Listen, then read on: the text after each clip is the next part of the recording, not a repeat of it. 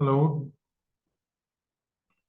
this is Bekir Fatih Meral from Sakarya University, Department of Special Education. Today, I'm gonna talk about the feeding and the sleep problems are seen in the children with intellectual and developmental disabilities. Let me first share the screen to show you my slides. Just a second. Oops.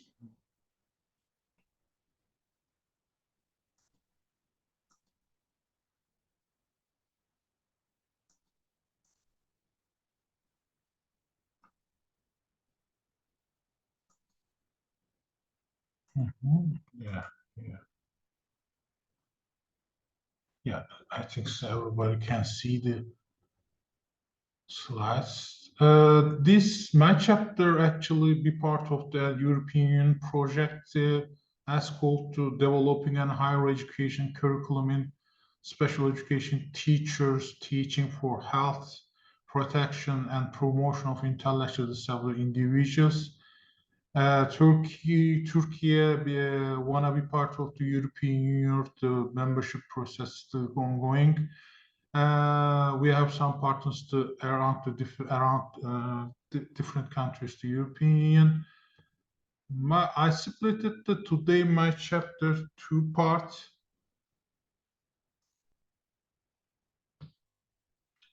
First of all, I will talk about the feeding and sleep problems, nature of the kind of problems. And the second part, depending on the time, the assessment and the feeding and the sleep problems.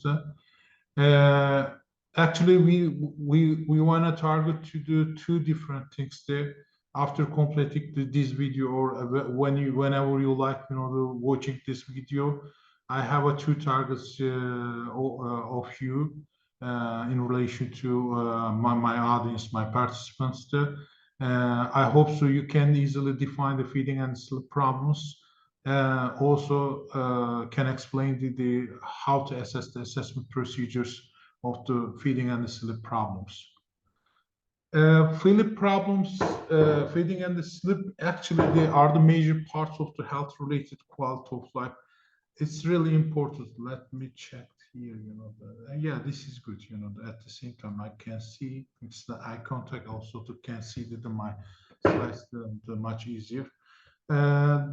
These two important issues are vital of the human life or any biological organism.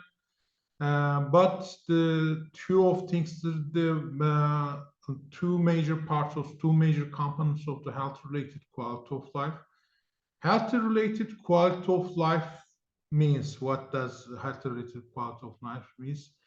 It's a multidimensional concept to indicate, to show anybody's the social, physical, or psychological condition in relation to his or her health. Especially pediatric periods or adolescence gets really important. Actually the lifespan, even the aging period or even the elderly people to health-related quality of life is so important. Every time, maybe periodically should be measured, should be assessed. Of course, how health-related quality of life require or indicate to the normal people. Please excuse using these words because somebody couldn't understand. Actually, we use the typically developing peoples. At the same time, of course, these measurements very important. Is very important for individuals with intellectual and developmental disabilities. Let's say IDD, okay? Healthy feedings or eating process consists of some parts, some elements. First of all, this process includes the appetite, presence of food, presentation of food to the mouth, preparation of food for digestion, swallowing, digestion, and extraction respectively. This process respectively. Let's see the within a video. I really curious about how I started this video.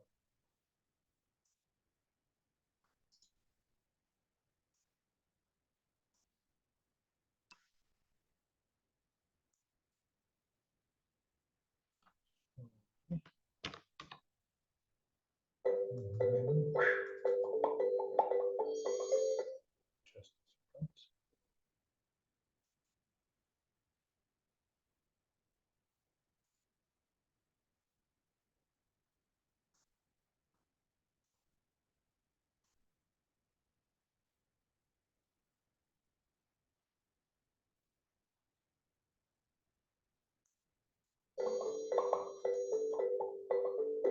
What do you think it means to be healthy?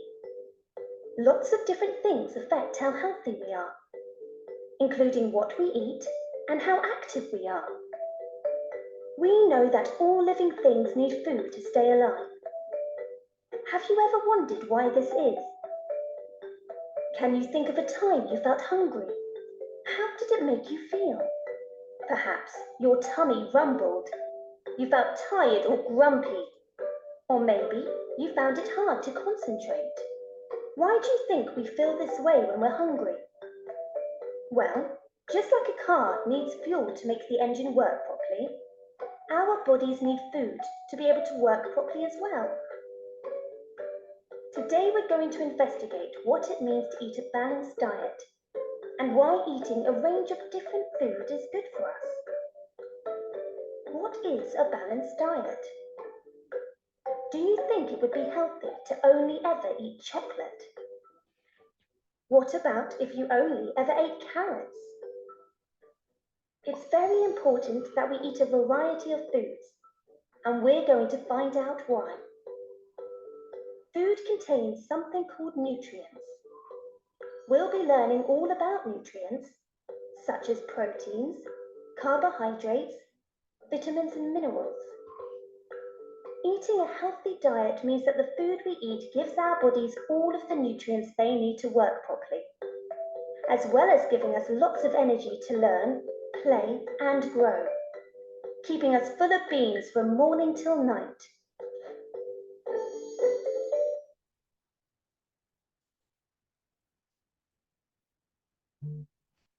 Just a second. Let's back to our slides. Yeah. If you missed the video, totally depends on me. I'm not so good at the technological potentials, the items. You can see later by using this link. Okay.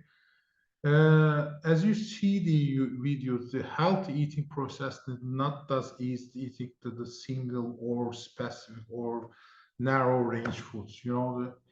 Even you can eat chocolate, carrots, fruit, vegetables, the kind of foods the antibodies should be intake should intake antibodies. The healthy eating, the consuming the variety of foods. So this process valid for typically developing kids, also with disabilities. It doesn't matter, with or without disabilities. Anybody, if don't have any specific health problems in relation to the feeding or some nutrition, some foods, can follow to the same process, some procedures, like the developing peers. There is no specific dietary regimen, kind of things.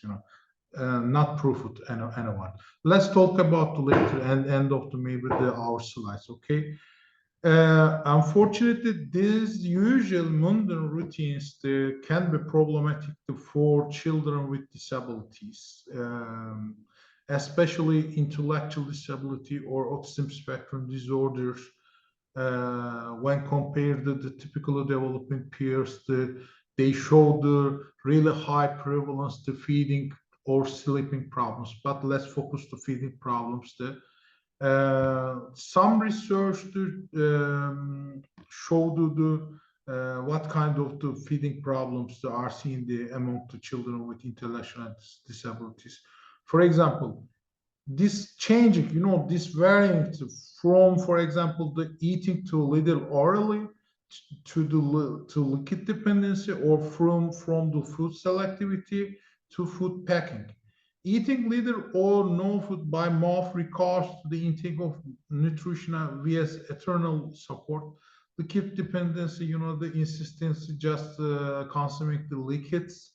Food selectivity, depending on the type, texture, color, the whatsoever, depending on the different features, traits of the foods, nutrition, being a selective. Food packings means the storage food or the liquids in your mouth without swallowing, just keeping.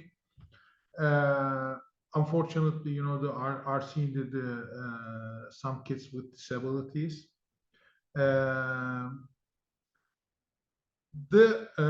Especially among in the kind of feeding problems, the most problems, common seen problems, is food selectivity.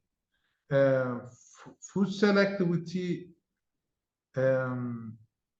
for example, if a child with ID or ASD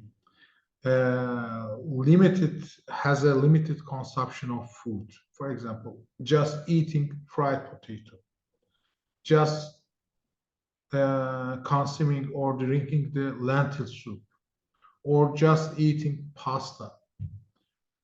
Why I give the kind of example, depending on my experience, a little bit, not too much, but I worked as a practitioner, especially children with autism spectrum disorder. I remember some kids, just eating fried potato. Right? If a kid just eat the fried potato, cannot intake the other vitamins, carbohydrates, the proteins, something else. Okay. Also easily, if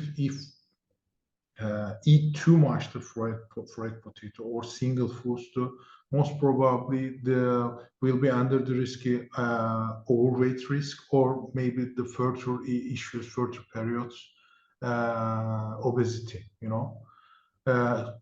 Another problems under the categories of food selectivity, texture. For example, just preference soft, hard, or crushed or raw conception. For example, eating just uncooked vegetables, raw foods, like that.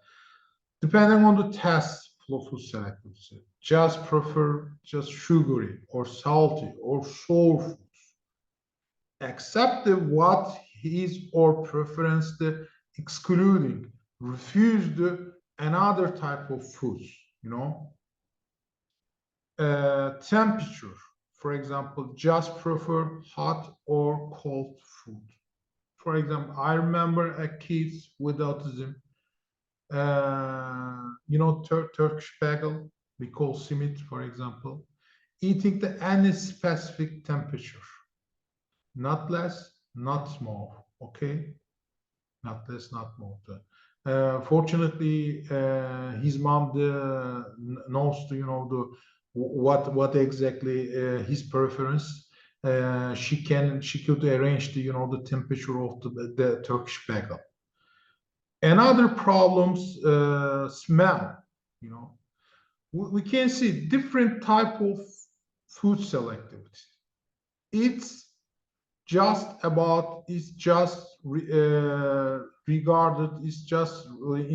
related to nature of the disability or nature of the preferences of child. It's changing. There is no a specific food selectivity. Kind of sorts of we can say the food selectivity types. Another issue, food packaging, as I said before, the storage or liquid in your mouth without swabs. The problem is the food packing. Maybe a couple of minutes or later, or a couple of seconds later, this bite or food transforming a pulp without the test, no any, how can I say, losing the juicy, losing the aroma, many things, just a pulp. If a food transforming a pulp, depending on the food packing, it is not easy to swallow, or intake this food. Probably the kids will refuse and they expulse. We call that food expulsion.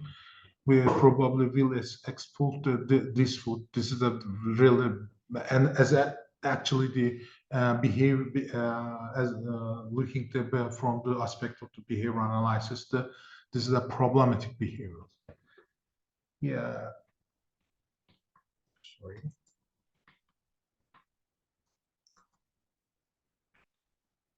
Feeding, yes, as a pleasing experience. I like very much the eating.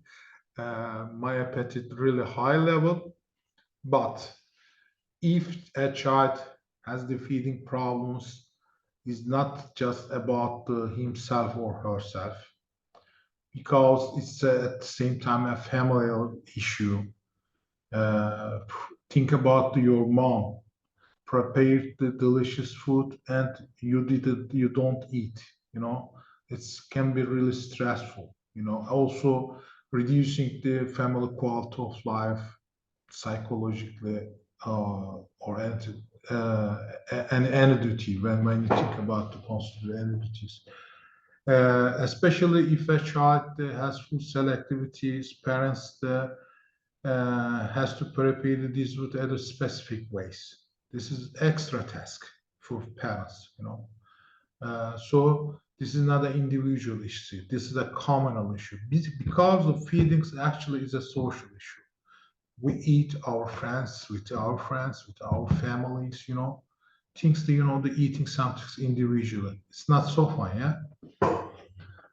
So food problems, feeding problems, they should be solved, should be taken some measurements for individual or his or her surrounding, social surrounding,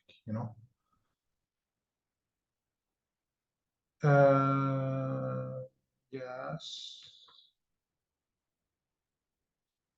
How can we describe to our behaviors?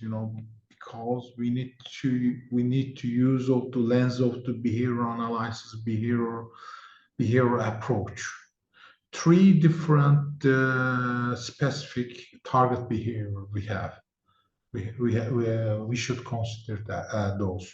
First, acceptance. Acceptance is defined as that actually accept a food or bite, intake this food or bite within 5 seconds. This means the acceptance. With spoon, with fork, or using just hand, it's totally the cultural issue. It doesn't matter using a kitchen utensil or not. But if we try to describe the acceptance, anybody should complete it, intake the foods, into her or his mouth within 5 seconds. Another problems, expulsion. Expulsion, take the food out to mouth,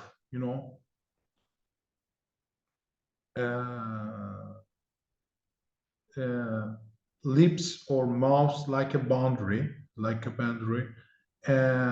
First, maybe he or she taken the foods, but then expel he or she can expel the food. This means actually we described this issue under the problematic behavior, food refusal. And another issue, disruption. For example, heating a plate, heating a spoon, turning head, keeping the mouth, the closed, and they refuse any acceptance of kind of foods. Maybe show some self-injuries, crying, all of things, the acceptance, accept the the food. Another type of problems, the problematic behaviors, disruption especially, really stressful, even as a practitioner or as a parent. When we check the prevalence, feeding problems are seen over the 70% among children with developmental disabilities. This is really higher prevalence, typically developing kids show 25% or 35%, show the feeding problems. It's a usual issue. For example, you cannot eat everything. Maybe you have some how can I say, unfavor or not preferred some foods. For example, maybe you don't like the cabbage. You may not like to broccoli or fish. Who knows? Or olive. It's okay. It's okay. Every person. But if your food selectivity or refusal to the higher percentage should be taken to some measures. Okay. Yeah, how can we assess the feeding problems? If we consider the typically developing kids, lots of the assessment tools. There are lots of assessment, but fortunately, we have particularly developed for the children with intellectual and developmental disabilities, especially intellectual disability and autism spectrum disorder. First assessment tool is the Bambi Brief Autism Mealtime Behavior Inventory, developed by the Lukens. These tools to assess the mealtime behavior and feeding problems of children with autism. Likert type scale, 5-degree Likert type scale, from the Naver, means the 1 eagle never, and the 5 eagle in almost every meal or all meal times. Totally consists of the 18 items. The minimum score can be obtained with these tools to 18 and the maximum score to 19. 4 items reverse code, 3 subscales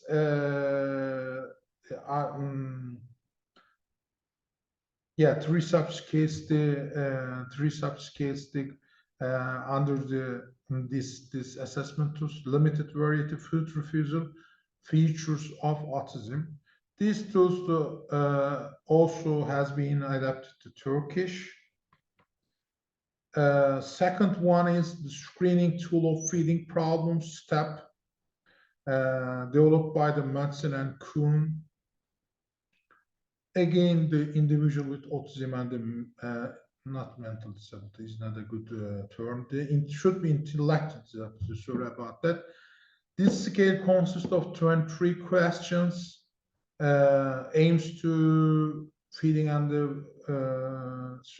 aims to assess evaluate to certain feeding and mealtime problems, such as being choosy about distinguishing between food, eating fast, vomit something, pushing food, 5 subscales there are in this tool, including aspirational risk, selectivity, skills, refusal-related behavioral problems, and institution-related behavioral problems.